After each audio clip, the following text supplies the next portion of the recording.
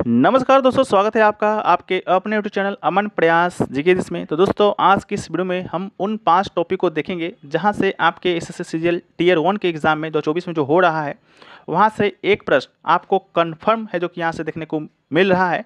ठीक है, साथ में हम लोग उस प्रश्न से जुड़े कुछ प्रीवियस ईयर को क्वेश्चन को देखेंगे, साथ में आपके आने वाले प्रश्न को भी देखेंगे, यानी कि एमसीक्यू प्रश्न को देखने वाले हैं। ठीक है, तो उन 5 टॉपिक को देखेंगे, साथ में आपको इसका पीडीएफ भी दिया जाएगा जिसका लिंक आपको डिस्क्रिप्शन में दिया गया है। ठीक है, तो इसको भी जाके ज्वाइन कर लीजिएगा। तो हम लोग चलिए शुरू करते हैं आज का पहला टॉपिक जो हमारा रहने वाला है भारतीय संविधान की महत्वपूर्ण अनुसूचियां के बारे में। ठीक है, तो चलिए शुरू करते हैं दोस्तों, बिल्कुल शुरू से वीडियो में आगे बढ़ते हैं फ्रेंड्स। सबसे पहले बात कर लेते हैं, अगर आप एसएससी सीजीएल 24 एग्जाम में पूछे गए 300 प्रश्नों का मेमोरी बेस्ड क्वेश्चन का पीडीएफ लेना चाहते हैं विद एक्स्ट्रा फैक्ट के साथ, ठीक है, तो आप इसे बाय कर सकते हैं।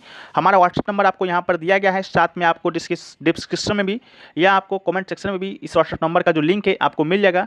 ये जो आपका पीडीएफ है मात्र 25 रुपये में आप इसे प्राप्त कर सकते हैं। इसमें आपको 15 शिफ्टों में पूछे गए लगभग 350 प्लस प्रश्नों का आपको मेमोरी बेस्ड क्वेश्चन मिलेगा। अगर आपका एग्जाम 17 तारीख को है तो आप इसे पढ़ते हैं तो लमसम 7 से 8 प्रश्न आप इस टॉपिक इस पीडीएफ से ही आपको देखने को मिलेंगे। अगर आपका एग्जाम 18 को है तो आपको 17 का भी पीडीएफ दिया जाएगा। अगर आपका एग्जाम 19 को है तो आपको 17-18 का पीडीएफ दिया जाएगा। अगर आपका एग्जाम 26 को है तो आपको 25 तक या का भी पीडीएफ दिया जाएगा। ठीक है, इस पीडीएफ का दोस्तों आपको यहाँ पर कुछ डेमो हम दिखा दे रहे हैं। ठीक है, लेकिन अगर आप हमारा प्रयास ई बुक बाय करते हैं, ठीक है, जिसमें आपको 45 टॉपिक तो इसे मिलना है, लेकिन अभी आपको 39 टॉपिक अभी हैंड टू हैंड मिलेंगे।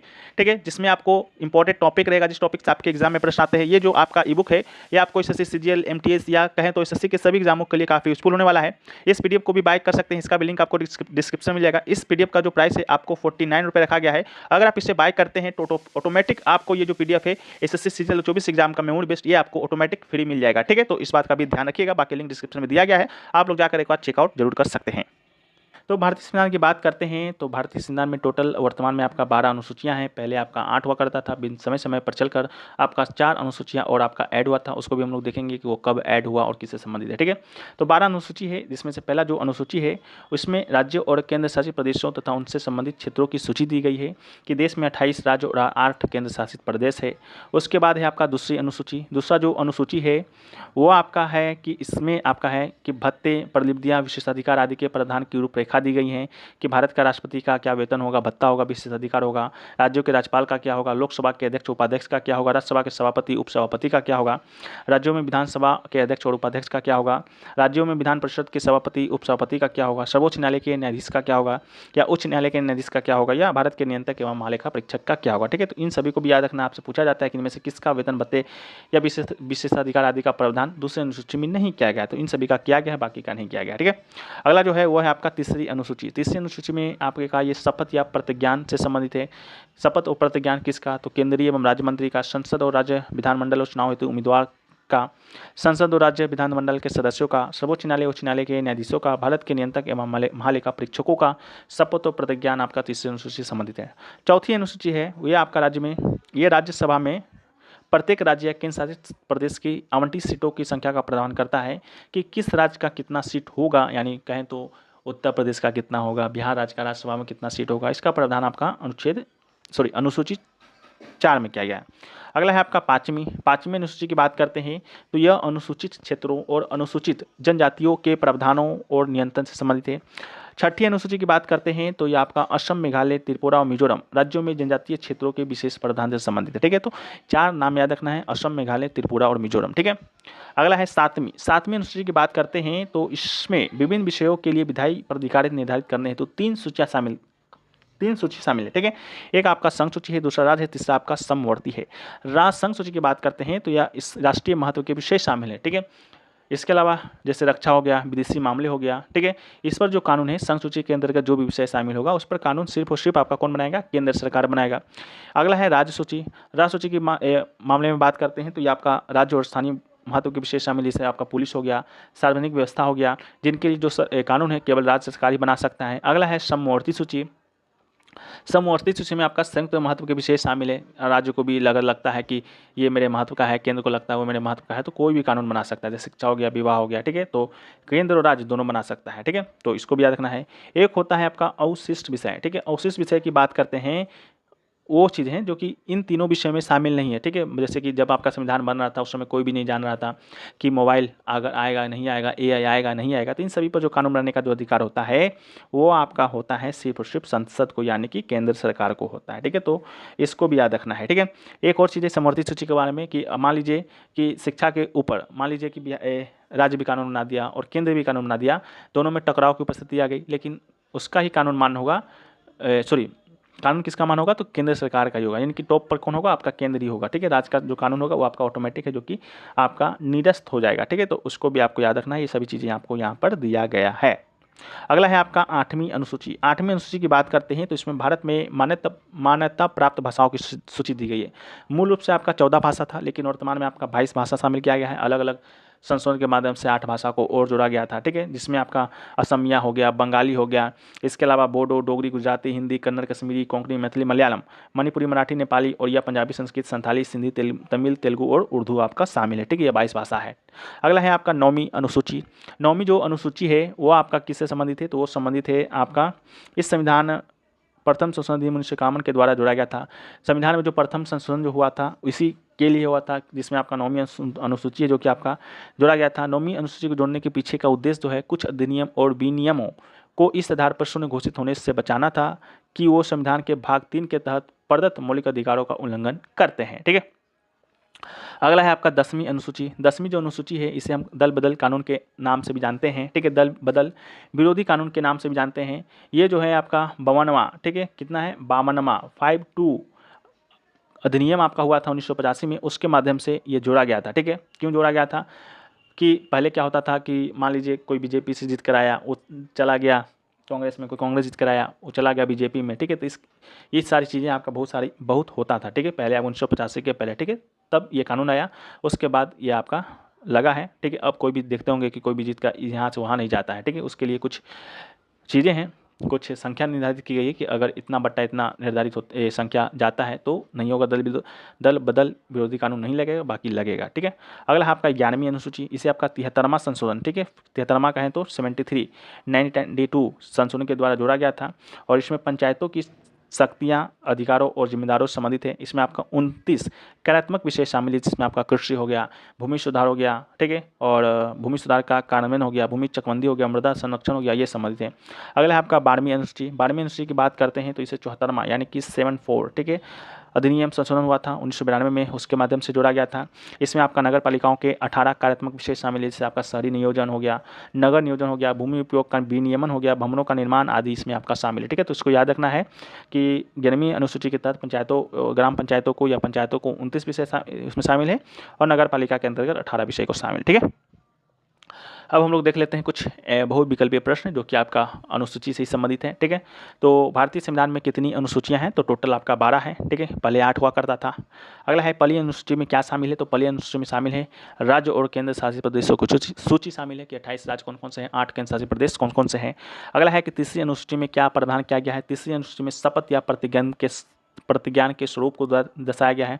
इसको याद रखने का सबसे अच्छा ट्रिक है शपथ, इसमें भी 3 है, तीसरे में 3 तो ऑटोमेटिक लगा है। अगला है आपका कि चौथी अनुसूची का मुख्य उद्देश्य, चौथी का क्या है, तो राज्यसभा में सीटों का आवंटन से संबंधित है। अगला है कि कौन सी अनुसूची असम, मेघालय, त्रिपुरा, मिजोरम से संबंधित है, ये आपका 6ठी अनुसूची से संबंधित है, ठीक है, इसको भी याद रखना है। अगला जो है कि संविधान की समवर्ती सूची में क्या शामिल है, समवर्ती सूची में संयुक्त महत्व के विषय शामिल है या राज्यों को भी लगता है कि कानून बना सकते हैं, केंद्र को भी लगता है इस विषय पर हम कानून बना सकते हैं, वो विषय आपका समवर्ती सूची में है। अगला है कि यदि केंद्र और राज्य के कानूनों में असहमति होती है तो क्या मान्य होगा, ठीक है। तो अगर केंद्र और राज्यों के कानून में असहमति होती है तो केंद्रीय कानून में मान्य होगा, यानी कि केंद्र सरकार के द्वारा जो कानून बनाया जाएगा वही मान्य होगा, ठीक है।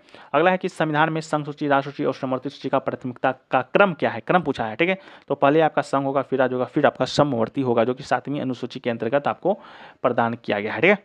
अगला है 5वीं अनुसूची का आशय क्या है, 5वीं अनुसूची का आशय से पूछा गया है तो अनुसूचित क्षेत्रों और जनजातियों के प्रशासन से संबंधित है, ठीक है। अगला है किसी राज्य में किसी स्थिति में राज्य कानून को प्राथमिकता दी जाएगी, ठीक है, जब राष्ट्रपति के द्वारा मंजूर हो तभी कानून को प्राथमिकता दी जाएगी जो राज्यों के द्वारा बनाया जाएगा। अगला है कि यदि किसी विशेष क्षेत्र को भारत के संविधान की 5वीं अनुसूची के अंतर्गत लाया जाता है तो निम्नलिखित में से कौन सा कथन इसके परिणाम को सबसे अच्छी तरह से दर्शाता है, तो इसका right answer option number A होगा, इससे जनजातीय लोगों की भूमिका, गैर जनजातीय लोगों का हस्तांतरण रोका जा सकेगा, ठीक है। अगला है कि भारत के संविधान की 9वीं अनुसूची किसके प्रधानमंत्रित्व काल में पेश की गई थी? तो ये पेश किया गया था जवाहरलाल नेहरू के प्रधानमंत्रित्व काल में।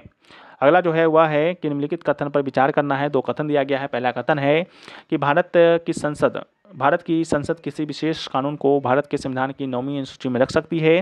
दूसरा है कि 9वीं अनुसूची में रखे गए किसी कानून की वैधता की जांच किसी भी अदालत के द्वारा नहीं की जा सकती है, ना ही उस पर कोई निर्णय दिया जा सकता है। ठीक है, तो सही कथन पूछा गया था तो ऑप्शन नंबर ए ही सही था। ऑप्शन नंबर केवल एक सही था, बाकी दूसरा है वो आपका गलत है। दिया जा सकता है, अदालत के द्वारा चुनौती दिया जा सकता है। ठीक है, अगला है कि भारत के संविधान में 5वीं अनुसूची और 6ठी अनुसूची में प्रावधान किस उद्देश्य से किया गया है? ठीक है, तो ये आपका अनुसूचित जनजातियों के हितों की रक्षा करने के लिए किया गया है। अगला है कि भारतीय संविधान में निम्नलिखित में से किस अनुसूची में दल बदल विरोधी प्रावधान है? तो दल बदल जो विरोधी प्रावधान है आपका 10वीं अनुसूची के अंतर्गत है, जो कि 52वां संविधान संशोधन 1985 के माध्यम से जोड़ा गया था। अगला है कि 8वीं अनुसूची में कुल कितनी भाषाएं हैं? तो 8वीं अनुसूची में कुल 22 भाषा है। मूल रूप से आपका 14 भाषा हुआ करता था। अगला है कि 9वीं अनुसूची को संविधान में कब जोड़ा गया था? 9वीं अनुसूची को संविधान में जोड़ा गया था 1951 में, जब आपका पहला संशोधन किया गया था उसी के माध्यम से जोड़ा गया। अगला है 10वीं अनुसूची का मुख्य उद्देश्य क्या है? तो 10वीं अनुसूची का जो मुख्य उद्देश्य है राजनीतिक दल बदल का रोकथाम है। अगला है कि 11वां अनुसूची किस संशोधन के तहत संविधान में किया गया? 11वीं अनुसूची किस संशोधन के तहत संविधान में जोड़ा गया? तो 11वीं आपका 74वां था। ऑप्शन नंबर बी इसका ऑप्शन नंबर ए होगा, 73वां होगा और 74वां आपका था 12वीं अनुसूची। ठीक है, याद रखना है। अगला है कि 12वीं अनुसूची में कितने कार्यात्मक विषय शामिल है? तो कार्यात्मक 18 है और 11वीं में 29 है। ठीक है, अगला है कि 11वीं अनुसूची में कौन सा कार्य शामिल नहीं है? तो कृषि है, भूमि सुधार है और भूमि चकबंदी है। शहर नियोजन आपका नहीं है, शहर नियोजन आपका 12वीं अनुसूची में है। अगला है 9वीं अनुसूची का उद्देश्य क्या है? तो उद्देश्य आपका है अधिनियम को शून्य होने से बचाना है। अगला है कि 10वीं अनुसूची में किस संशोधन के द्वारा जोड़ा गया? तो 10वीं जो अनुसूची है आपका 52वां संविधान संशोधन 1985 में था, उसके माध्यम जोड़ा गया। अगला है कि 12वीं अनुसूची में शामिल विषय कौन सा नहीं है? तो 12वीं अनुसूची जिसमें आपका 18 विषय होता है, जिसमें से आपका भवन का निर्माण तो है, भूमि का उपयोग का विनियमन भी है और नगर नियोजन भी है, तो स्वास्थ्य सेवा आपका नहीं है। ठीक है, अगला जो है कि 11वीं अनुसूची में कुल कितने कार्यात्मक विषय हैं? तो 11वीं अनुसूची की बात करते हैं तो इसमें कुल आपका 29 कार्यात्मक विषय हैं। ठीक है, सो फ्रेंड्स, अब हमारा जो नेक्स्ट टॉपिक होने वाला है वो होने वाला है भारतीय संविधान की महत्वपूर्ण अनुच्छेदों के बारे में। ठीक है, जितने भी अनुच्छेद आपके एग्जाम में पूछे जाते हैं उनको हम लोग देखेंगे, साथ में उनसे कुछ MCQ प्रश्नों को भी देखेंगे। चलिए शुरू करते हैं। ठीक है, तो बात करते हैं आर्टिकल्स का। उससे पहले हम लोग देखते हैं कि दुनिया का सबसे बड़ा लोकतांत्रिक देश कौन सा है। ठीक है, तो दुनिया का सबसे बड़ा जो लोकतांत्रिक देश है वो है अपना देश भारत। ठीक है, क्योंकि हमारे भारतीय संविधान में आपका टोटल 448 अनुच्छेद, 25 भाग और 12 अनुसूचियाँ शामिल है। ठीक है, अनुच्छेद कहें तो अनुच्छेद का जो संख्या है आपका 395 ही है, लेकिन सब क्लोज मिलाकर जैसे अनुच्छेद 21A, अनुच्छेद 51A उसको ऐड कर दें तो ये बढ़कर आपका संख्या 448 होता है। ठीक है, इससे पहले 1949 में जब आपका संविधान बनकर तैयार हुआ था उस समय आपका क्या चीज़ था? तो 22 भाग था, 395 अनुच्छेद था और आपका 8 अनुसूचियाँ था। बाकी बाद में समय समय पर आपके संशोधन होते हैं, उसके माध्यम से कुछ अनुच्छेद जोड़े गए, कुछ भाग जोड़े गए, कुछ आपका अनुसूचियाँ भी जोड़ा गया। ठीक है, और हमारा जो संविधान है उसको अपनाया गया था 26 जनवरी 1950 को, हालांकि बनकर तैयार हो गया था 26 नवंबर 1949 को, इसलिए हम लोग 26 नवंबर को भारतीय संविधान दिवस भी मनाते हैं। ठीक है, तो हम लोग देखते हैं अब अनुच्छेदों की सूची के बारे में। तो सबसे पहले है अनुच्छेद 1 से 4। ठीक है, 1 से 4 अनुच्छेद है। भाग की बात करेंगे तो भाग 1। ठीक है, भाग 1 में अनुच्छेद 104 संबंधित है। भाग 1 से अनुच्छेद 1 कहता है संघ का नाम और क्षेत्र है, यानी कि संघ का क्या नाम होगा और उसका क्षेत्र कहाँ तक होगा। अनुच्छेद 2 कहता है नए राज्यों का प्रवेश और स्थापना से संबंधित है। अनुच्छेद 3 है नए राज्यों का गठन, मौजूदा राज्यों के राज्य क्षेत्रों, सीमा और नामों में परिवर्तन से संबंधित है। उसी प्रकार है भाग 2। भाग 2 की बात करते हैं तो भाग 2 के अंतर्गत आपका अनुच्छेद 5 से 11 आता है। 5 से 11 तक का जो भाग है आपका आता है, जो अनुच्छेद है वो आता है भाग 2 में। अनुच्छेद 5 कहता है संविधान के प्रारंभ में नागरिकता। ठीक है, इसके अलावा अनुच्छेद 6 कहता है कि पाकिस्तान से भारत में प्रवास करने वाले किसी व्यक्ति के नागरिकता के अधिकार। अनुच्छेद 10 कहता है नागरिकता के अधिकारों की निरंतरता। और अनुच्छेद 11 कहता है संसद कानून के द्वारा नागरिकता के अधिकारों को विनियमित करेगी। ठीक है, यानी कि नागरिकता का जो अधिकार है उसमें संशोधन करने का, यानी उसमें कुछ हटाने का, उसमें कुछ घटाने का जो अधिकार है वो आपका अनुच्छेद 11 को ही है। ठीक है, तो ये भी याद रखना है। इसके बाद है आपका भाग 3।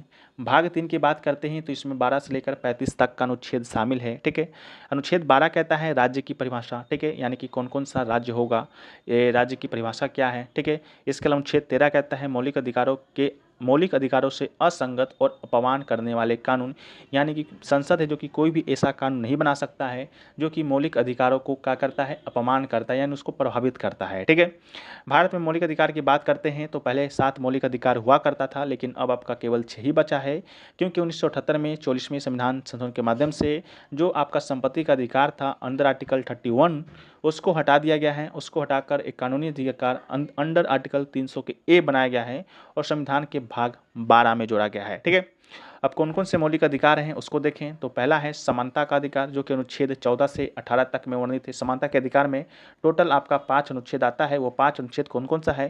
पहला है अनुच्छेद 14, यानी कानून के समक्ष समानता, यानी कानून के समक्ष चाहे कोई व्यक्ति हो वो सभी लोग समान होंगे। अनुच्छेद 15 कहता है धर्म, मूल, वंश, जाति, लिंग या जन्मस्थान के आधार पर भेदभाव का प्रतिषेध, यानी कि आप किस धर्म से हैं, आपका वंश क्या है, आपकी जाति क्या है, आपका लिंग क्या है, आपका जन्म कहाँ पर हुआ है, उसके आधार पर कोई भी भेदभाव नहीं करेगा। अनुच्छेद 16 कहता है सार्वजनिक रोजगार के मामलों में अवसर की समानता। अनुच्छेद 17 करता है अस्पृश्यता का अंत, यानी कि छुआछूत का अंत कहें तो इजी वे में। अनुच्छेद 18 कहता है उपाधियों का अंत है। इसके बाद है आपका स्वतंत्रता का अधिकार, जो कि अनुच्छेद 19 से लेकर 22 तक में वर्णित है। अनुच्छेद 19 कहता है भारत के नागरिक को 6 अधिकारों की गारंटी देता है। वो 6 अधिकार कौन कौन सा है? वह है वाक एवं अभिव्यक्ति की स्वतंत्रता, आप क्या बोलते हैं, क्या सोचते हैं, उसकी स्वतंत्रता है। शांतिपूर्वक बिना हथियार के एकत्र होने की स्वतंत्रता है। संघ या यूनियन बनाने की स्वतंत्रता है। इसके अलावा भारत के संपूर्ण क्षेत्र में निर्बाध रूप से घूमने की स्वतंत्रता है। चाहे भारत में आप जम्मू कश्मीर में घूम रहे हो या अरुणाचल प्रदेश में घूम रहे हो या कन्याकुमारी में घूम रहे हो, कहीं भी आप घूम सकते हैं। यह आप आर्टिकल 19 के तहत है। इसके अलावा भारत के किसी भी भाग में निवास करने या बसने की स्वतंत्रता, आप किसी भी भारत के किसी भी हिस्से में जाकर बस सकते हैं, किसी में रह सकते हैं। इसके अलावा एक आपका था उसको हटा दिया गया है। इसके अलावा है कोई भी पेशा अपनाने या कोई व्यवसाय या व्यापार या कारोबार करने की स्वतंत्रता भी शामिल है। ठीक है, अनुच्छेद 20 कहता है अपराधों के लिए दोष सिद्धि के संबंध में संरक्षण संबंधित है। अनुच्छेद 21 कहता है जीवन और व्यक्तिगत स्वतंत्रता का अधिकार देता है। अनुच्छेद 22 कहता है कुछ मामलों में गिरफ्तारी और नजरबंद से संरक्षण संबंधित है। अनुच्छेद 21 ए भी है जो कहता है कि 6 से 14 वर्ष के बच्चे को अनिवार्य रूप से निःशुल्क शिक्षा प्रदान करना है। ठीक है, कितना? 6 से 14 को याद रखिएगा। अगला है आपका शोषण का अधिकार। शोषण के अधिकार की बात करते हैं तो अनुच्छेद 23 से लेकर 24 तक का अनुच्छेद आपका है। अनुच्छेद 23 कहता है मानव तस्करी और बलात्संग का प्रतिषेध करता है। अनुच्छेद 24 कारखानों और खदानों में 14 वर्ष से कम आयु के बच्चे को रोजगार पर प्रतिबंध लगाता है। अगला है आपका शोषण के विरुद्ध अधिकार, जो कि अनुच्छेद 25 से 28 तक में वर्णित है। अनुच्छेद 25 कहता है अंतःकरण की स्वतंत्रता, धर्म की अबाध रूप से मानने, आचरण और प्रचार करने की स्वतंत्रता। अगर आप किसी धर्म का प्रचार करना चाहते हैं, किसी धर्म को अपनाना चाहते हैं या उसका प्रचार करना चाहते हैं तो आप बेझिझक कर सकते हैं। आर्टिकल अनुच्छेद 25 आपको यही प्रदान करता है। आर्टिकल 26 जो कि धार्मिक मामलों के प्रबंधन की स्वतंत्रता से संबंधित है। अनुच्छेद 27 किसी विशिष्ट धर्म के प्रचार कर देने की स्वतंत्रता संबंधित है। अनुच्छेद 28 कहता है धार्मिक शिक्षा में भाग लेने से स्वतंत्रता। ठीक है, अगला है आपका सांस्कृतिक और शैक्षणिक अधिकार, जो कि अनुच्छेद 19 से 30 तक में वर्णित है। अनुच्छेद 30 कहता है अल्पसंख्यकों के हितों का संरक्षण संबंधित है। अनुच्छेद 29 आपका है अल्पसंख्यकों के हितों का संरक्षण से। अनुच्छेद 30 है अल्पसंख्यकों को शैक्षणिक संस्थाएं स्थापित करने, उनका प्रशासन करने का अधिकार है। जो मुस्लिम लोग जो मदरसा वगैरह चलाते हैं इसी आर्टिकल के तहत है जो कि चलाते हैं। ठीक है, अगला है आपका संवैधानिक उपचारों का अधिकार। ये जो आपका मौलिक अधिकार है बहुत ही इंपॉर्टेंट है और इस मौलिक अधिकार को ही जो बाबा साहेब भीमराव अम्बेडकर थे भारतीय संविधान का हृदय और आत्मा इससे ही कहा था, क्योंकि इस अधिकार के तहत आप बहुत कुछ कर सकते हैं। पहली बात तो है यह मौलिक अधिकारों के परिवर्तन के लिए उपाय से संबंधित है। अगर आपका मौलिक अधिकार किसी भी प्रकार से हनन होता है तो आप आर्टिकल 226 के तहत हाई कोर्ट और अनुच्छेद 32 के तहत आप सुप्रीम कोर्ट जा सकते हैं और इसी आर्टिकल के तहत है जो कि सुप्रीम कोर्ट और हाई कोर्ट आपका 5 प्रकार का रीट भी जारी करता है। ठीक है, तो ये चीज़ है। अब आपका है राज्य के नीति निर्देशक सिद्धांत, जिसे कि हम लोग शॉर्ट फॉर्म में DPSP के नाम से भी जानते हैं, directive principle of state policy, जो कि अनुच्छेद 36 से 51 तक अनुच्छेद में आता है। भाग की बात करते हैं तो भाग 4 के अंतर्गत आता है। ठीक है, अनुच्छेद 36 वही आपका परिभाषा है, राज्य की परिभाषा क्या होगा, राज्य के नीति निर्देशक तत्वों के संबंध में। इसके अलावा अनुच्छेद 37 आपका डीपीएसपी के अनुप्रयोगों से संबंधित है। अनुच्छेद 39A आपका समान और निःशुल्क कानूनी सहायता संबंधित है। यहाँ पर देखिएगा जो भी आपका सब क्लोज जैसे अनुच्छेद 39 है सब क्लोज ए है, ठीक है। तो जब आपको ये नजर आए तो ये ध्यान में रखना है कि ये कहीं ना कहीं किसी संविधान संशोधन के माध्यम से ही जोड़ा गया है, जैसे कि ये आपका जोड़ा गया है 42वां संविधान संशोधन 1976 के माध्यम से, ठीक है। उसी प्रकार आपका अनुच्छेद 40 है जो कि ग्राम पंचायत के संगठन से संबंधित है। अनुच्छेद 41 आपका काम करने, शिक्षा पाने और कुछ मामलों में सार्वजनिक सहायता पाने के अधिकार से संबंधित है। अनुच्छेद 43 आपका श्रमिकों के लिए जीवन निर्वाह मजदूरी आदि से संबंधित है। अनुच्छेद 43A सेम आपका 42वां संविधान संशोधन क्षेत्र के माध्यम से जोड़ा गया था और उद्योगों के प्रबंधन में श्रमिकों की भागीदारी से संबंधित है। अनुच्छेद 44 आपका समान नागरिक संहिता से संबंधित है, जो केवल अभी गोवा में लागू, गोवा में स्वतंत्रता से पहले से ही आपका समान नागरिक संहिता है जो कि लागू है और अभी हाल ही में उत्तराखंड भी ये बिल पास किया है। अनुच्छेद 45 आपका बच्चों के निःशुल्क और अनिवार्य शिक्षा के प्रावधान करता है। अनुच्छेद 47 आपका अनुसूचित जातियों, अनुसूचित जनजातियों यानी SC ST और अन्य पिछड़े वर्गों के शैक्षिक और आर्थिक हितों को बढ़ावा देता है। अनुच्छेद 47 आपका पोषण स्तर और जीवन स्तर को बढ़ाने तथा लोक स्वास्थ्य में सुधार करने का राज्य का कर्तव्य होगा। अनुच्छेद 48 आपका कृषि और पशुपालन के संगठन से संबंधित है। अनुच्छेद 48 तो हो गया। अनुच्छेद 49 आपका प्राकृतिक महत्व के स्मारक स्थानों या वस्तुओं के संरक्षण से संबंधित है। अनुच्छेद 50 आपका न्यायपालिका का कार्यपालिका से पृथक्करण से संबंधित है। अनुच्छेद 51 आपका अंतर्राष्ट्रीय शांति और सुरक्षा को बढ़ावा देने से संबंधित है, ठीक है। अब है आपका मौलिक कर्तव्य। मौलिक कर्तव्य की बात करते हैं तो ये आपका अनुच्छेद 51A और भाग 4A के अंडर आता है, ठीक है। जैसा कि हमने आपको बताया कि जब आपका सब क्लोज ABC लगा रहे तो आपको ये मानना है कि आपका मूल संविधान में नहीं था और किसी न किसी संवैधानिक संशोधन के माध्यम से इसे भारतीय संविधान में जोड़ा गया था। तो वही बात है कि मौलिक कर्तव्य है जो कि जोड़ा गया था आपका 42वां संविधान संशोधन 1976 के माध्यम से। और 96 में जब ये जोड़ा गया था तो मात्र 10 ही जोड़ा गया था, लेकिन वर्तमान में आपका 11 मौलिक कर्तव्य है। 11वां जो मौलिक कर्तव्य है उसको 2002 में 86वां संविधान संशोधन के माध्यम से है जो कि जोड़ा गया है, ठीक है। 11 मौलिक कर्तव्य है, उसको भी ध्यान में रखना है। अगला है आपका संघ। अनुच्छेद 52 से 151 तक का जो अनुच्छेद है भाग 5 में वो आपका संघ से संबंधित है, ठीक है। यानी कि जैसे अनुच्छेद 52 में है आपका कि भारत का एक राष्ट्रपति होगा। अनुच्छेद 53 में है कि संघ की जो कार्यकारी शक्ति होगी वो आपका राष्ट्रपति में निहित होगी। अगला है कि राष्ट्रपति का चुनाव कैसे होगा, क्या होगा, वो अनुच्छेद 54 में है।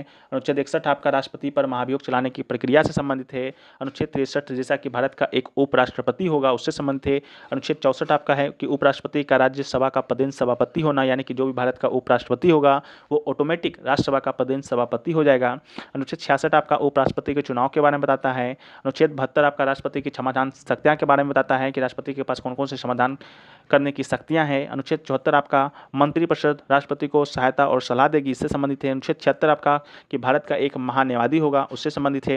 अनुच्छेद 79 संसद का गठन से संबंधित है कि आपका एक भारत में संसद होगा। वहीं पर संसद का जो 2 भाग होता है राज्यसभा और लोकसभा, तो राज्यसभा का संरचना अनुच्छेद 80 में है और लोकसभा का संरचना आपका अनुच्छेद 81 में है। अनुच्छेद 83 में आपका संसद के सदनों की अवधि है, यानी कि लोकसभा का कार्यकाल क्या होगा, राज्यसभा का कार्यकाल क्या होगा, उसके बारे में अनुच्छेद 83 में बताया गया है। अनुच्छेद 93 में आपका लोकसभा के अध्यक्ष और उपाध्यक्ष के बारे में बताया गया है। अनुच्छेद 105 आपका संसद के सदन की शक्तियाँ, विशेषाधिकार आदि के बारे में बताया गया है। अनुच्छेद 109 आपका धन विधेयक के संबंध में विशेष प्रक्रिया से संबंधित है। अनुच्छेद 110 आपका धन विधेयक का परिभाषा दिया गया है कि कौन सा विधेयक आपका धन विधेयक होगा, अनुच्छेद 110 में है। इसके अलावा अनुच्छेद 112 में वार्षिक वित्तीय बजट या विवरण के बारे में बताया गया है, जिसे कि हम आमतौर पर बजट के नाम से जानते हैं। अनुच्छेद 114 आपका विनियोग विधेयक से संबंधित है। अनुच्छेद 123 जो कि संसद के अवकाश के दौरान अध्यादेश जारी करने की शक्ति से संबंधित है, यानी कि मान लीजिए कि संसद का सत्र नहीं चल रहा है, देश में कानून की आवश्यकता है, ऐसा राष्ट्रपति को लगे तो राष्ट्रपति आपका अध्यादेश जारी कर सकता है अनुच्छेद 123 के तहत ही, ठीक है। अनुच्छेद 124 आपका सर्वोच्च न्यायालय की स्थापना से संबंधित है। अनुच्छेद 125 आपका न्यायाधीशों के वेतन से संबंधित है। अनुच्छेद 126 आपका कार्यवाहक मुख्य न्यायाधीश की नियुक्ति से संबंधित है। अनुच्छेद 127 आपका तथर्थ न्यायाधीशों की नियुक्ति से संबंधित है। अनुच्छेद 128 आपका सर्वोच्च न्यायालय की बैठक में सेवानिवृत्त न्यायाधीशों की उपस्थिति से संबंधित है। अनुच्छेद 129 आपका सर्वोच्च न्यायालय का अभिलेखीय न्यायालय होना, या आपका अनुच्छेद 129 संबंधित है। उसी प्रकार अनुच्छेद 130 आपका सर्वोच्च न्यायालय की सीटों से संबंधित है। अनुच्छेद 136 आपका सर्वोच्च न्यायालय में अपील के लिए विशेष अनुमति संबंधित है। अनुच्छेद 137 आपका सर्वोच्च न्यायालय के द्वारा निर्णय या आदेश की समीक्षा से संबंधित है। अनुच्छेद 148 आपका सर्वोच्च न्यायालय का निर्णय सभी न्यायालयों पर बाध्यकारी होगा, उससे संबंधित है। अनुच्छेद 148 से कि भारत के नियंत्रक एवं महालेखा परीक्षक होगा, यानी कि CAG होगा। और अनुच्छेद 149 आपका CAG के कर्तव्य और शक्तियों से संबंधित है, ठीक है। अगला है आपका भाग 6 जो कि अनुच्छेद 152 से लेकर 237 तक का अनुच्छेद इसमें शामिल है। अनुच्छेद 153 कहता है आपका कि राज्य का एक राज्यपाल होगा। अनुच्छेद 154 कहता है राज्यपाल की कार्यकारी शक्तियों से संबंधित। अनुच्छेद 161 आपका राज्यपाल की क्षमादान शक्ति से संबंधित है। अनुच्छेद 165 कहता है राज्य का एक महाधिवक्ता होगा। अनुच्छेद 213 आपका कहता है अध्यादेश जारी करने और राज्यपाल की शक्ति से संबंधित है। अनुच्छेद 214 राज्यों के लिए एक उच्च न्यायालय होगा, उससे संबंधित है। अनुच्छेद 215 आपका उच्च न्यायालयों का अभिलेखीय न्यायालय होना, उससे संबंधित है। अनुच्छेद 226 उच्च न्यायालयों की कुछ रीट जारी करने की शक्ति से संबंधित है। अनुच्छेद 233 जिला न्यायाधीशों की नियुक्ति से संबंधित है। अनुच्छेद 235 आपका अधीनस्थ न्यायालयों पर नियंत्रण से संबंधित है। ठीक है, अब आता है भाग 7 जो कि आपका निरस्त कर दिया गया था, जो कि अनुच्छेद 238 था। 7वां संशोधन हुआ था आपका 1956 में, उसके माध्यम से ही इस अनुच्छेद और भाग दोनों को निरस्त कर दिया गया था, यानी कि हटा दिया गया था। अब है भाग 8 जो कि अनुच्छेद 239 से लेकर 242 तक का अनुच्छेद इसमें आपका शामिल होता है। ठीक है, उसमें कोई खास अनुच्छेद नहीं है जहाँ से आपके एग्जाम में प्रश्न आते हैं, तो हम उसको नहीं देख रहे हैं। बाकी जो है आपका भाग 9 है जो कि अनुच्छेद 43 से लेकर अनुच्छेद 43 ओ तक का अनुच्छेद आपका पंचायत संबंधित है, जिसमें अनुच्छेद 243 ए आपका ग्राम सभा से, अनुच्छेद 243 बी आपका पंचायतों के गठन से संबंधित है। उसी प्रकार भाग 9 ए है जो कि आपका 243 बी से लेकर 243 जेड जी तक संबंधित है, जो कि नगर पालिका संबंधित है। भाग 9 बी की बात करेंगे तो ये आपका सहकारी समिति संबंधित है, अनुच्छेद 243 जेड एच से लेकर अनुच्छेद 243 जेड 30 तक संबंधित है। ठीक है, भाग 10 की बात करते हैं तो भाग 10 जो कि अनुच्छेद 240 संबंधित है, इसमें अनुसूचित जाति एवं जनजाति क्षेत्र के बारे में बताया गया है। भाग 11 जो कि अनुच्छेद 245 से लेकर 263 तक संबंधित है, केंद्र राज्य संबंध के बारे में बताया गया है।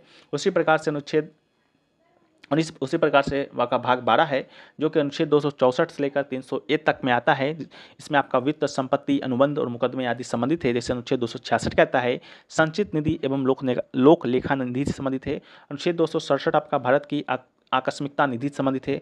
अनुच्छेद 280 आपका वित्त आयोग संबंधित है और अनुच्छेद 300 ए जो कि संपत्ति का अधिकार है जो संबंधित है, जो कि 1978 में इसे जोड़ा गया था आपका 44वां अमेंडमेंट के माध्यम से, उससे संबंधित है। उसी प्रकार है भाग 13 जो कि अनुच्छेद 301 से लेकर 307 तक अनुच्छेद इसमें आता है, जिसमें भारत के राज्य क्षेत्रों के भीतर व्यापार, वाणिज्य और समागम के अधिकारों से संबंधित है। जैसा अनुच्छेद 301 कहता है व्यापार, वाणिज्य और समागम की स्वतंत्रता। अनुच्छेद 302 कहता है व्यापार, वाणिज्य और समागम पर प्रतिबंध लगाने की संसद की शक्ति। भाग 14 जो है अनुच्छेद 308 से लेकर 323 तक में संबंधित है, केंद्र और राज्यों के अधीन सेवाओं से संबंधित है। जैसा कि अनुच्छेद 312 कहता है अखिल भारतीय सेवा से। अनुच्छेद 315 आपका संघ और राज्य के लिए लोक सेवा आयोग से संबंधित है। अनुच्छेद 320 आपका लोक सेवा और आयोग के कार्य से संबंधित है। अगला है आपका भाग 14 ए जो कि अनुच्छेद 323 ए से लेकर 323 बी तक के संबंधित है। अनुच्छेद 323 ए कहता है प्रशासनिक न्यायाधिकरण से संबंधित है। इसके बाद है आपका भाग 15 जो कि अनुच्छेद 324 से लेकर 329 तक का है और ये आपका चुनाव संबंधित इंपॉर्टेंट आपका आर्टिकल है। अनुच्छेद 324 के बारे में बहुत बार आया है। चुनाव के अधीक्षण, निर्देशन और नियंत्रण में निर्वाचन आयोग में निहित होगा, ये संबंधित है। अनुच्छेद 325 कहता है कि किसी भी व्यक्ति को धर्म, मूल, वंश, जाति, लिंग के आधार पर विशेष मतदाता सूची में शामिल होने के लिए अपात्र नहीं ठहराया जा सकता है या शामिल होने का दावा नहीं किया जा सकता है। अनुच्छेद 326 कहता है लोकसभा और राज्य विधानसभाओं के लिए निर्वाचन जो होगा वयस्क मताधिकार के आधार पर होगा। ठीक है, अब है आपका भाग 16। भाग 16 जो है वो आपका अनुच्छेद 330 से लेकर 342 तक का अनुच्छेद इसमें आता है, जो कि अनुसूचित जाति, अनुसूचित जनजाति, अन्य पिछड़ा वर्ग, अल्पसंख्यक आदि के लिए विशेष प्रावधान से संबंधित है। अनुच्छेद 338 कहता है राष्ट्रीय अनुसूचित जाति, अनुसूचित जनजाति आयोग से संबंधित है। अनुच्छेद 340 कहता है पिछड़े वर्गों की स्थिति के लिए जांच के लिए आयोग की नियुक्ति संबंधित है। भाग 17 जो है अनुच्छेद 343 से लेकर 351 तक में है, जो कि राजभाषा संबंधित है। 343 कहता है अनुच्छेद की संघ की राजभाषा होगा। अनुच्छेद 345 कहता है कि राज्यों की आधिकारिक भाषा या भाषाएं क्या होगी।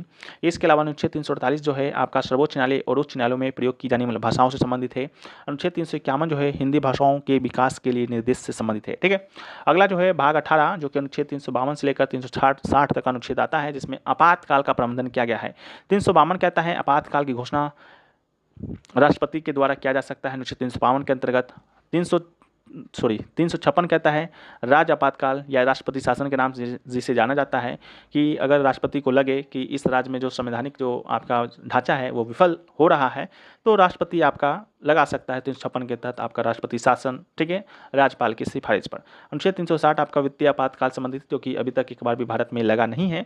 आपातकाल तो लगा है 3 बार, लेकिन वित्तीय आपातकाल अभी तक एक बार भी नहीं लगा है। ठीक है, आपका अगला है अनुच्छेद अगला है भाग 19 जो कि अनुच्छेद 361 से लेकर 367 तक में है, जो कि आपका मिसलेनियस में आता है। जैसे जो 361 हो गया, राष्ट्रपति और राज्यपालों के संरक्षण संबंधित है, यानी कि राष्ट्रपति हो या किसी राज्य के राज्यपाल हो, उस पर कोई भी मुकदमा आपका नहीं चलाया जा सकता है अगर उस टर्म में आपका राज्यपाल या राष्ट्रपति है तब। ठीक है। अनुच्छेद भाग 20 जो है अनुच्छेद 368 के अंतर्गत आता है, जिसमें संविधान में संशोधन करने की संसद की शक्तियां हैं। जितने भी संशोधन वगैरह जो होता है, जोड़ा जाता है, हटाया जाता है, इसी अनुच्छेद के तहत किया जाता है। ठीक है। भाग 21 जो है आपका अनुच्छेद 369 से लेकर 392 तक में आता है। अनुच्छेद 370 जो कि जम्मू कश्मीर और विशेष प्रावधान दिया था, जो कि आपका हट गया है। इसके अलावा अनुच्छेद 371 जो है आपका नागालैंड राज्य के संबंध में विशेष प्रावधान संबंधित है। अनुच्छेद 371 जे जो है आपका हैदराबाद और कर्नाटक क्षेत्र के विशेष दर्जा से संबंधित है। ठीक है। अगला जो है आपका लास्ट जो भाग है अनुच्छेद 22 है। ठीक है। जो कि अनुच्छेद 392 से लेकर 95 तक में आता है। अनुच्छेद जो 393 है वो आपका संक्षिप्त नाम इस संविधान को भारत का संविधान कहा जा सकेगा, ये आपका अनुच्छेद 393 में है। ठीक है। तो इसको भी याद रखना है, बहुत वेरी इंपॉर्टेंट आपका अनुच्छेद है। ठीक है। कोई याद रखना नहीं है और एग्जाम में बार बार आता है। ठीक है। अब हम लोग कुछ बहुविकल्पीय प्रश्न या MCQ प्रश्नों को देख लेते हैं, जो कि आपके एग्जाम में आ चुके हैं या आने की संभावना इसका प्रबल है। ठीक है। 50 प्रश्न है, उसको भी हम लोग जल्दी देख लेते हैं।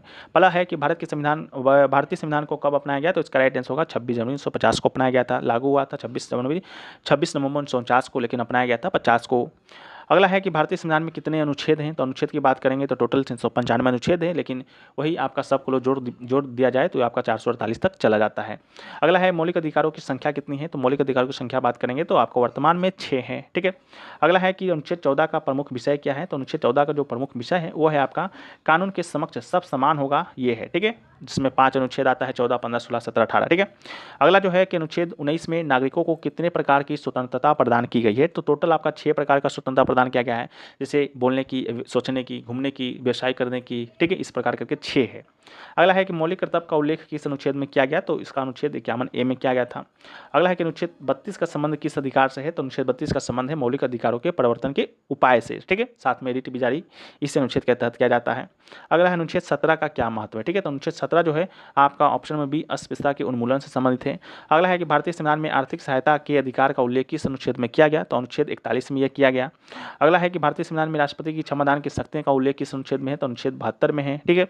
अगला है कि भारत के मौलिक अधिकारों की संख्या वर्तमान में कितनी है, तो वर्तमान में आपका 7 है। ठीक है। तो इसको भी याद रखना है। अगला है 1978 के 44वें संशोधन अधिनियम के तहत किस अधिकार को हटाया गया, तो यह आपका हटाया गया था संपत्ति के अधिकार को। अगला है किस अनुच्छेद में कानून के समक्ष समानता का उल्लेख किया गया है, तो आपका अनुच्छेद 14 में किया गया है। अगला है अनुच्छेद 19 के अंतर्गत भारत के नागरिकों को कितने अधिकारों की गारंटी दी गई है, तो टोटल 6 अधिकारों की गारंटी दी गई है। अगला है किस अनुच्छेद के तहत मानव तस्करी बलात्श्रम का प्रतिषेध किया गया है, तो अनुच्छेद 23 के तहत किया गया है। ठीक है। अगला है किस अनुच्छेद में बच्चों के रोजगार पर प्रतिबंध लगाया गया है, तो ये अनुच्छेद 24 के तहत। अगला है किस अनुच्छेद के तहत अंतःकरण की स्वतंत्रता दी गई है, तो अनुच्छेद 25 के तहत। अगला है किस अनुच्छेद के अंतर्गत अल्पसंख्यकों को हितों का संरक्षण दिया गया है, तो अनुच्छेद 29 के तहत। ठीक है। अगला है संविधान में मौलिक अधिकारों के परिवर्तन के लिए उपाय किस अनुच्छेद में वर्णित है, तो अनुच्छेद 32 में है। अगला है किस अनुच्छेद के तहत धार्मिक मामलों के प्रबंधन की स्वतंत्रता दी गया है, तो आपका अनुच्छेद 26 में दिया गया है। अगला है अनुच्छेद 39A के अनुसार किसका प्रावधान किया गया है, तो यह किया गया है समान न्याय और निःशुल्क कानूनी सहायता का। ठीक है। अगला है अनुच्छेद 44 किससे संबंधित है, तो अनुच्छेद 44 आपका है सामान्य नागरिक संहिता से UCC यूनिफॉर्म सिविल कोड से संबंधित है। अगला है कि अनुच्छेद 45 किसका प्रावधान करता है, तो यह करता है बच्चों के लिए निःशुल्क और अनिवार्य शिक्षा का प्रावधान करता है। ठीक है। इसका जो मूल विषय था वो आपका पहले कुछ अलग था, लेकिन उस क्षेत्र में आपका संशोधन था, उसके माध्यम से इसका मूल विषय ही चेंज कर दिया जाता है, जो कि अब बच्चों की निःशुल्क और अनिवार्य शिक्षा संबंधित है। ठीक है। अगला अनुच्छेद 46 में किसके हितों को बढ़ावा देने का उल्लेख है, तो आपका अनुसूचित जाति और अनुसूचित जनजातियों और अन्य पिछड़े वर्गों को बढ़ावा देने का उल्लेख किया गया है। अगला है अनुच्छेद 47 में किसका उपयोग किया गया, तो अनुच्छेद 47 में आपका जीवन स्तर में सुधार का जो है उसका उल्लेख किया गया। ठीक है। अगला है कि राज्य के नीति निर्देशक सिद्धांत का अनुप्रयोग किस अनुच्छेद में वर्णित है, तो ये आपका 37 में है। अगला है मौलिक कर्तव्यों की संख्या कितना है, तो वही आपका 11 है, पहले 10 था। ठीक है। अगला है अनुच्छेद 50 में किसका अलगाव वर्णित है, तो न्यायपालिका और कार्यपालिका का अलगाव वर्णित है। ठीक है। तो इसको भी याद रखना है। अगला है कि अनुच्छेद 48 में किसका संगठन किया जाता है, तो यह आपका कृषि और पशुपालन का किया जाता है। ठीक है। अगला है अंतर्राष्ट्रीय शांति और सुरक्षा को बढ़ावा देने का अनुच्छेद कौन सा है, तो अनुच्छेद 51A है। सॉरी अनुच्छेद 51 ए में तो मौलिक कर्तव्य है, अनुच्छेद 51 सिर्फ है, ठीक है। अगला है कि अनुच्छेद 52 के अनुसार भारत का सर्वोच्च पदधारी कौन है, तो ये आपका भारत का राष्ट्रपति है। अगला है कि राष्ट्रपति के महाभियोग की प्रक्रिया किस अनुच्छेद में है, तो अनुच्छेद 61 में है, ठीक है। अगला है कि अनुच्छेद 72 के तहत अंतर्गत राष्ट्रपति की कौन सी शक्तियाँ हैं, तो क्षमादान करने की शक्तियाँ हैं। अगला है कि भारत के संसद की राज्यसभा की संरचना का विवरण किस अनुच्छेद में दिया गया है, तो ये दिया गया अनुच्छेद 80 में। अगला है कि क्या है राज्यसभा का, लोकसभा का रहेगा तो अनुच्छेद 81 होगा और संसद का रहेगा तो 79 होगा, ठीक है। तो इसको भी याद रखना है। अगला है कि सर्वोच्च न्यायालय के न्यायाधीशों के वेतन का प्रावधान किस अनुच्छेद में है, तो ये आपका अनुच्छेद 125 में है। अगला है कौन सा अनुच्छेद राज्यपाल की कार्यकारी शक्तियों के बारे में बताता है, तो ये बताता है अनुच्छेद 154, ठीक है। और अनुच्छेद 153 कहता है कि राज्य में एक राज्यपाल होगा, ठीक है। अगला जो है वह है कि धन विधेयक की परिभाषा किस अनुच्छेद में दिया गया है, तो अनुच्छेद 110 में दिया गया। अगला कि उच्च न्यायालयों को रिट जारी करने का शक्ति किस अनुच्छेद में है, तो अनुच्छेद 226 में है। सर्वोच्च न्यायालय को किस में है, तो अनुच्छेद 32 में है, ठीक है। तो इसको भी याद रखना है। अगला है कि अनुच्छेद 141 के अनुसार सर्वोच्च न्यायालय का निर्णय किस पर बाध्यकारी होता है, तो ये आपका सभी न्यायालयों पर होता है। अगला है कि राष्ट्रपति के चुनाव की प्रक्रिया का वर्णन किस अनुच्छेद में है, तो ये आपका अनुच्छेद 54 में है। अगला है अनुच्छेद 243 ए किस संबंधित है, तो ये संबंधित है आपका ग्राम सभा से। अगला है कि अनुच्छेद में वित्त आयोग का उल्लेख किया गया है, तो 280 में किया गया है, तो इस 280 को भी याद रखना है। अगला जो है वह है कि अनुच्छेद 356 किस प्रकार के आपातकाल से संबंधित है, तो ये आपातकाल से संबंधित है राज्य के आपातकाल से, ठीक है। बाकी वित्तीय आपातकाल 360 है, राष्ट्रीय आपातकाल 352 है। अगला जो है कि अनुच्छेद 324 का मुख्य विषय क्या है, तो ये आपका चुनाव का अधीक्षण, निर्देशन और नियंत्रण से संबंधित है। अगला है 342 में, अनुच्छेद 342 में कौन से वर्गों के लिए विशेष प्रावधानों का उल्लेख किया गया है, तो ये सभी यानी कि अनुसूचित जाति, अनुसूचित जनजाति, अल्पसंख्यक, अन्य पिछड़ा वर्ग सभी के बारे में विशेष प्रावधान किया गया है। अगला है अनुच्छेद 368 है, जो क्या महत्व है, तो ये आपका संविधान में संशोधन करने की संसद की शक्ति से संबंधित है। किस अनुच्छेद में भारत की राज्य भाषाओं का उल्लेख किया गया है, तो यह उल्लेख किया गया है अनुच्छेद 343 में। अगला है कि अनुच्छेद 370 जम्मू कश्मीर के संदर्भ में किस प्रकार का प्रावधान करता है, तो विशेष प्रावधान करता है, जो कि अब खत्म हो गया है, ठीक है। अगला है किस अनुच्छेद के अंतर्गत केंद्र और राज्य के अधीन सेवाओं का उल्लेख किया गया है, तो अनुच्छेद 8 में भी किया गया है, 12 में भी किया गया है और 15 में भी किया गया है, ठीक है। तो ये आपका किया गया है। अगला है कि अनुच्छेद 301 व्यापार, वाणिज्य और समागम से संबंधित है। ये किस प्रकार की स्वतंत्रता की बात करता है, तो ये बात करता है पूर्ण स्वतंत्रता की, यानी कि आप किसी राज्य में व्यापार करना चाहते हैं, वाणिज्य लगाना चाहते हैं, तो आपको पूरी स्वतंत्रता है कि आप जाकर लगा सकते हैं। कोई भी चीज़ ऐसा नहीं है, कोई भी चीज़ ऐसा नहीं जो आपको रोकेगा, ठीक है। सो फ्रेंड्स, अब हम लोग देखने वाले हैं प्रमुख हस्तियों को कौन सा सम्मान आपको कब मिला है, यानी कि प्रमुख संगीतकार को क्या है, तो प्रमुख नृतंगना को कौन सा पुरस्कार यानी कि पद्मश्री पुरस्कार कब मिला, या कहे तो पद्मश्री, पद्म विभूषण पुरस्कार कब मिला। तो चलिए शुरू करते हैं बिल्कुल शुरू से, ठीक है। तो सबसे पहले हम लोग देखते हैं उस्ताद बिस्मिल्लाह खां के बारे में, ठीक है। आप लोग तो नाम बहुत सुने होंगे। आज आप लोग इन लोगों का तस्वीर भी देख लीजिए, साथ में आपके एग्ज़ाम में जो प्रश्न यहाँ से आ रहे हैं उसको भी आप लोग देखते हुए चलिएगा, ठीक है। तो आशा करते हैं वीडियो आपको पसंद आएगा, ठीक है।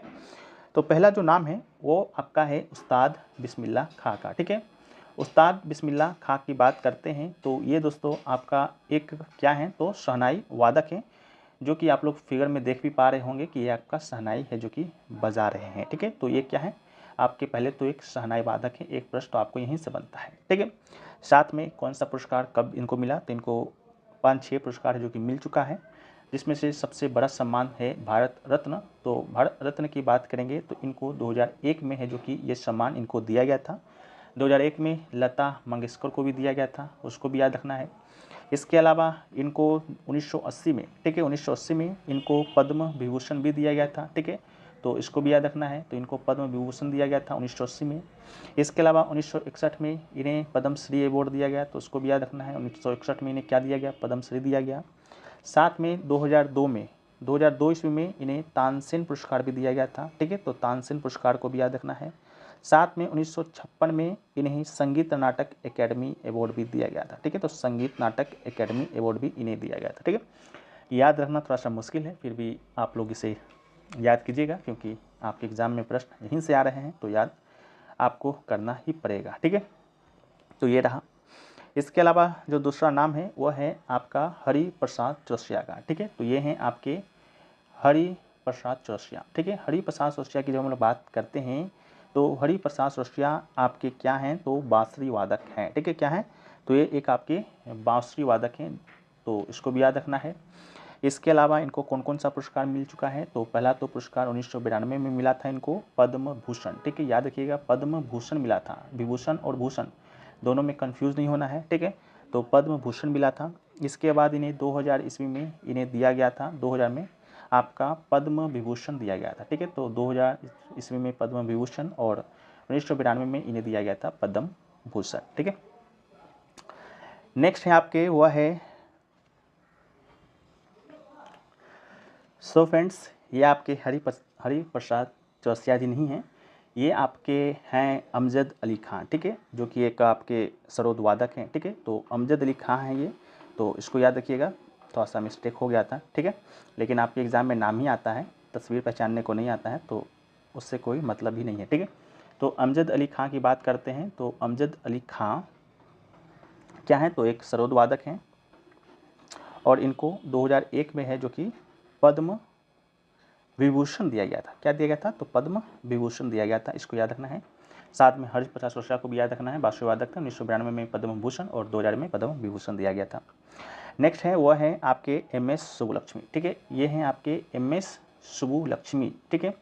MS सुब्बुलक्ष्मी की जब हम लोग बात करते हैं तो ये आपके एग्जाम पॉइंट ऑफ व्यू से बहुत इंपॉर्टेंट हो जाता है, ठीक है। MS सुब्बुलक्ष्मी की बात करते हैं तो ये एक आपके तानपुरा वाद्य यंत्र है, उसको बजाने में इनको महारत हासिल है, ठीक है।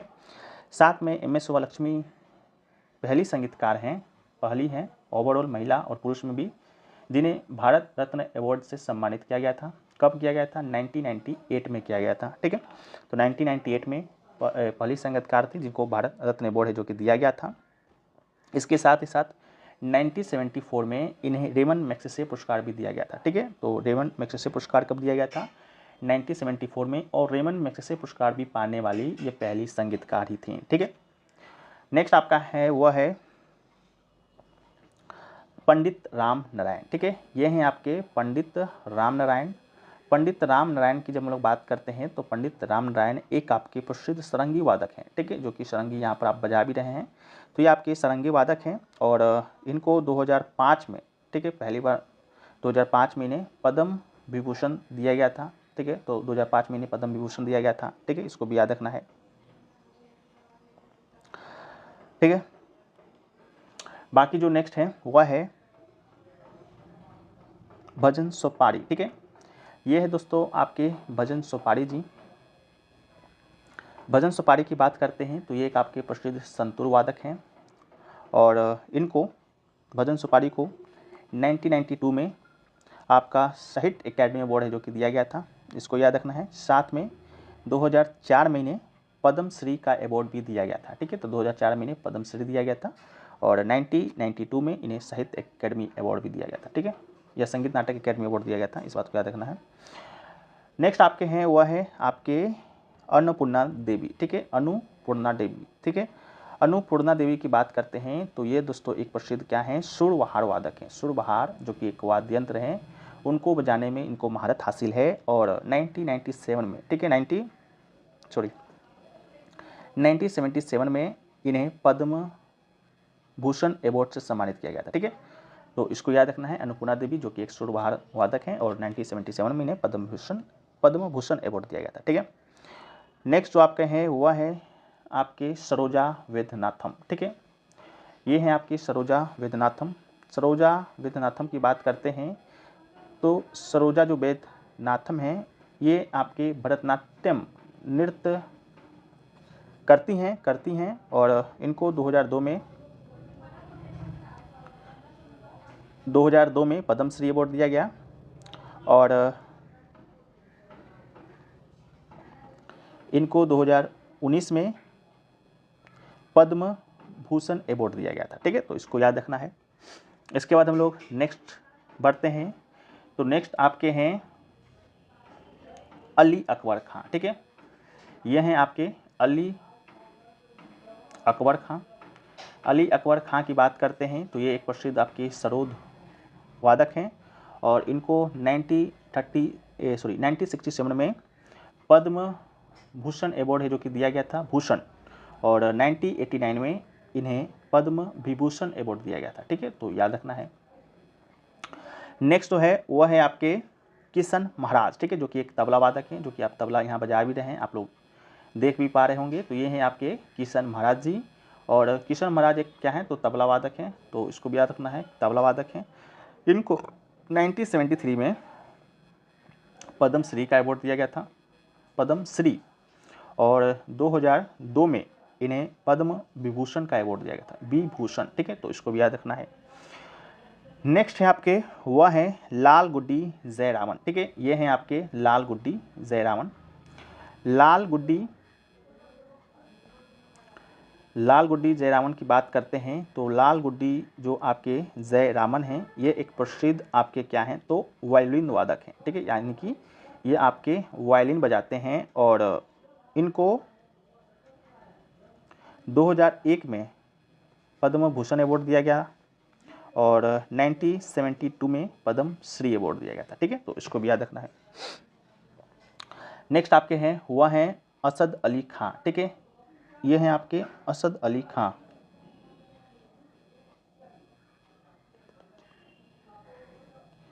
यह हैं आपके असद अली खां, ठीक है, तो असद अली खां की जब हम लोग बात करते हैं तो ये दोस्तों आपके क्या बजाते हैं, रुद्र बीना बजाते हैं, और 2001 में इन्हें पद्म भूषण अवार्ड दिया गया था, ठीक है।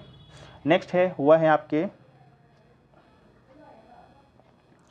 अल्लाह रखा खां, ठीक है, अल्लाह रखा खां। अगर फिगर इधर उधर थोड़ा सा हो भी जाता है तो आप लोग नाम याद रखिएगा, नाम आपके लिए इंपॉर्टेंट ना कि फिगर, ठीक है। अल्लाह रखा खां की बात करते हैं तो अल्लाह रखा खां को 1977 में पद्म श्री का अवार्ड दिया गया था, 1982 में संगीत एकेडमी अवार्ड दिया गया था, ठीक है, इसको याद रखना है। नेक्स्ट क्वेश्चन है, नेक्स्ट है आपके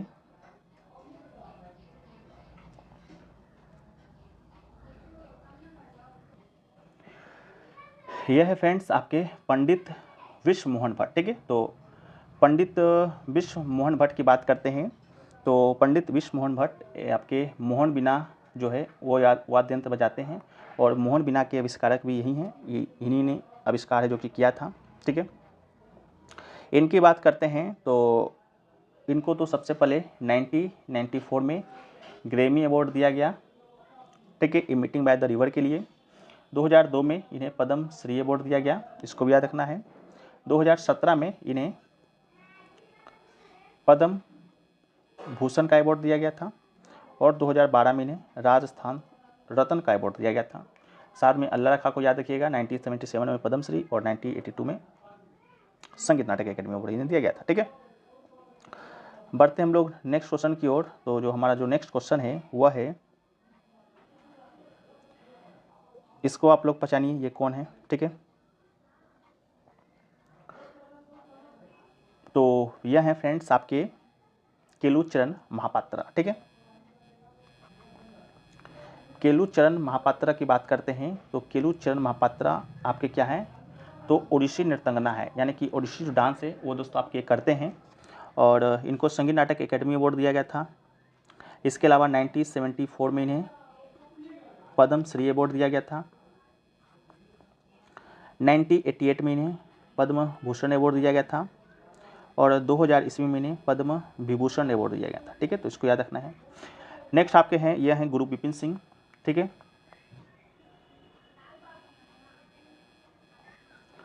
ये है गुरु विपिन सिंह। गुरु विपिन सिंह की बात करते हैं तो ये आपके मणिपुरी डांसर हैं, और इनको 1966 में इनको संगीत नाटक एकेडमी अवार्ड दिया गया था, इसको याद रखना है गुरु विपिन सिंह के बारे में। इसके अलावा ये हैं आपके पंडित रविशंकर जी, ठीक है,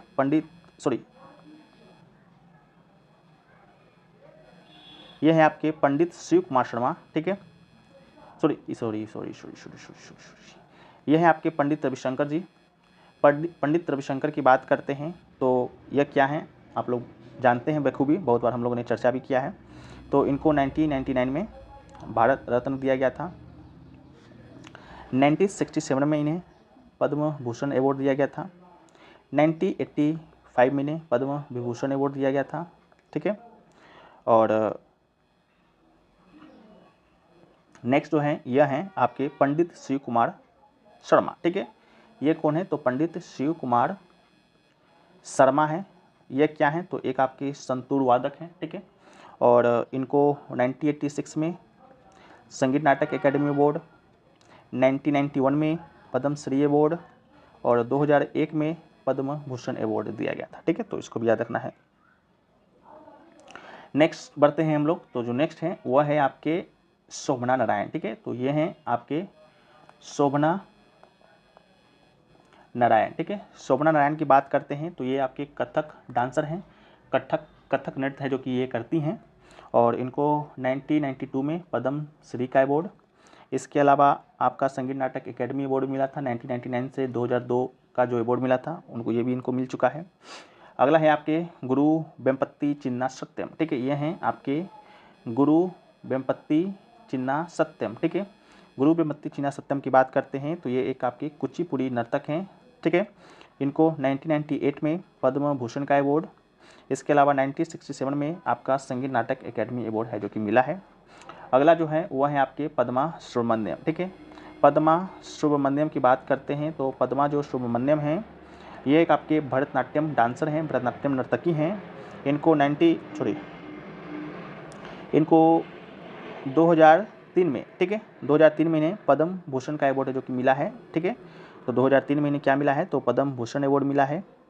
इसके अलावा 1983 में जब इंडिया पहली बार वर्ल्ड कप जीता तो इनको संगीत नाटक एकेडमी अवार्ड मिला, और 1981 में इन्हें पद्म श्री अवार्ड मिला। ठीक है, इसको याद रखना है। नेक्स्ट आपके हैं वह है ये हैं आपके शोभा नायडू। ठीक है, शोभा नायडू हैं, ये भी एक आपके कुचिपुड़ी नर्तक हैं, कुचिपुड़ी डांसर हैं। इनको 2001 में पद्म श्री का अवार्ड है जो कि मिला है, तो इसको भी याद रखना है। अगला जो है वह है आपके सोनल मानसिंह। ठीक है, यह हैं आपके सोनल मानसिंह। इनकी बात करते हैं तो ये एक आपके भरतनाट्यम डांसर हैं। 1992 में इन्हें पद्म भूषण अवार्ड मिला। इसके अलावा पद्म भूषण अवार्ड पाने वाली सबसे युवा नर्तकी थी। 2003 में इन्हें पद्म विभूषण अवार्ड मिला, उसको भी याद रखना है।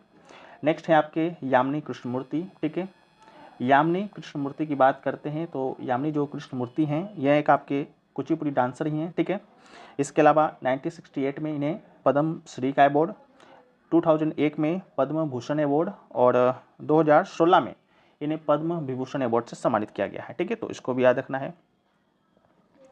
इसके अलावा जो है नेक्स्ट जो है वह है आपके, ये कौन है भाई, तो इसको भी एक बार देख लेते हैं कि ये कौन है। उससे पहले आप इनको देखिए,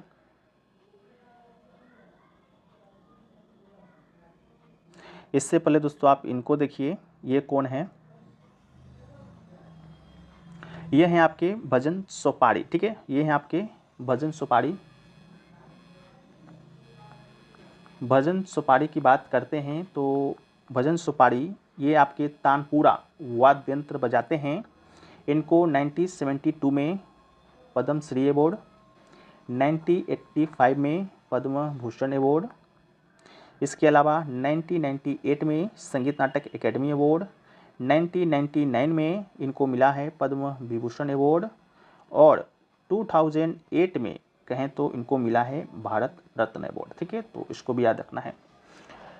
इसके बाद यह है आपके किशोरी, नहीं, ये हैं आपके,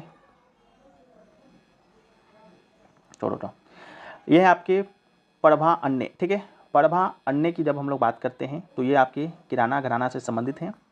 इसके अलावा 1990 में इनको पद्म श्री का अवार्ड मिला था। इसके अलावा 2002 में इन्हें पद्म भूषण अवार्ड मिला था। 2022 में इनको पद्म विभूषण अवार्ड मिला है, और 1991 में इन्हें संगीत नाटक एकेडमी अवार्ड मिला है, तो इसको भी याद रखना है। इसके अलावा भी 2-4 हस्ती बच गए हैं, उसको भी एक बार हम लोग देख लेते हैं। एक है आपके किशोरी अमोनकर। ठीक है, किशोरी अमोनकर की बात करते हैं तो ये आपके अतरौली जयपुर घराने से संबंधित है। अतरौली जयपुर घराने से संबंधित है, हिंदुस्तानी संगीतकार हैं। इनको 1985 में इनको मिला है संगीत नाटक एकेडमी अवार्ड, 1987 में इन्हें मिला है पद्म भूषण अवार्ड, और 2002 में इन्हें मिला है पद्म विभूषण अवार्ड। ठीक है, तो इसको भी आपको ख्याल रखना पड़ेगा। सो फ्रेंड्स, अब हम लोग देखने वाले हैं संगीत के क्षेत्र में राज्य स्तरीय पुरस्कार जो दिए जाते हैं, जैसा आपका नंदी पुरस्कार हो गया, भंग पुरस्कार हो गया, उन सब पुरस्कारों को साथ में उनसे कुछ इंपॉर्टेंट MCQ प्रश्न को भी देखेंगे। तो चलिए शुरू करते हैं बिल्कुल शुरू से।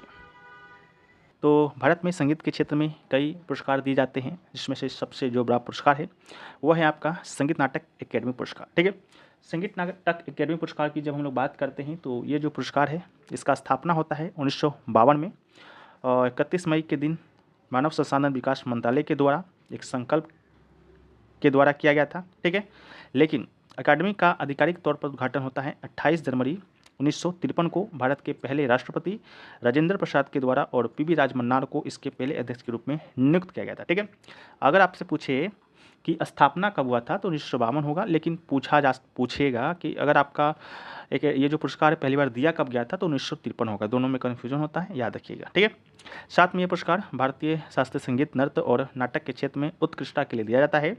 इसका स्थापना भारत सरकार के शिक्षा मंत्रालय ने किया था और इसके जो पहले अध्यक्ष थे आपके पीवी राजमन्नार थे। ठीक है, इसके अलावा संगीत नाटक अकेडमी ने साल 2006 में उस्ताद बिस्मिल्लाह खां युवा पुरस्कार की शुरुआत भी की थी, तो इसको भी याद रखना है कि उस्ताद बिस्मिल्लाह खां युवा पुरस्कार कब स्टार्ट हुआ, 2006 में, और किसके द्वारा, तो संगीत नाटक अकेडमी के द्वारा। ठीक है, दूसरा है वह है आपका global Indian music academy award. ठीक है, ये जो पुरस्कार है जिसे शॉर्ट फॉर्म में गीमा के नाम से जानते हैं, इसका स्थापना होता है 2010 में। ठीक है, यह पुरस्कार हिंदी सिनेमा और गैर फिल्मी संगीत में के क्षेत्र में उत्कृष्टता के लिए दिया जाता है, याद रखना है। नेक्स्ट है आपका Indian recording arts academy award. ठीक है, जिसे शॉर्ट फॉर्म में IRA कहा जाता है। इसका स्थापना होता है 2006 में। ठीक है, यह पुरस्कार भारतीय संगीत के रिकॉर्डिंग, तकनीकी और इंजीनियरिंग क्षेत्र में उत्कृष्टता के लिए दिया जाता है, इस बात को याद रखना है। ठीक है, अब हम लोग देखते हैं कुछ राज्य स्तरीय पुरस्कारों को, जिसमें से पहला पुरस्कार है कलाइमा मणि पुरस्कार। ठीक है, ये जो कलाइमा मणि पुरस्कार है ये आपका तमिलनाडु सरकार के द्वारा संगीत, नृत्य और नाटक के क्षेत्र में दिया जाता है। इसका स्थापना 1954 में हुआ था। दूसरा है राज्य उत्सव पुरस्कार। इसका स्थापना की बात करेंगे तो इसका स्थापना 1966 में होता है और ये जो राज्य उत्सव जो पुरस्कार है ये दिया जाता है कर्नाटक सरकार के द्वारा। ठीक है, तो हम्पी विजय उत्सव से याद रखिएगा राज्योत्सव। ठीक है, हम्पी विजय उत्सव भी कर्नाटक में मनाया जाता है और राज्य उत्सव पुरस्कार भी कर्नाटक में ही दिया जाता है। बाकी नेक्स्ट आपका है वह है लता मंगेशकर पुरस्कार। लता मंगेशकर पुरस्कार की बात करते हैं तो ये आपकी महाराष्ट्र सरकार के द्वारा दिया जाता है संगीत के क्षेत्र में उत्कृष्टता के लिए। इसका स्थापना होता है सन 1992 में। अगला है आपका बंग भूषण और बंग विभूषण पुरस्कार। ये भी पुरस्कार के बारे में आपके CGL Tier 1 में पूछा जा चुका है, कल परसों ही पूछा गया है, ज़्यादा दिन का तो ये आपका है नहीं।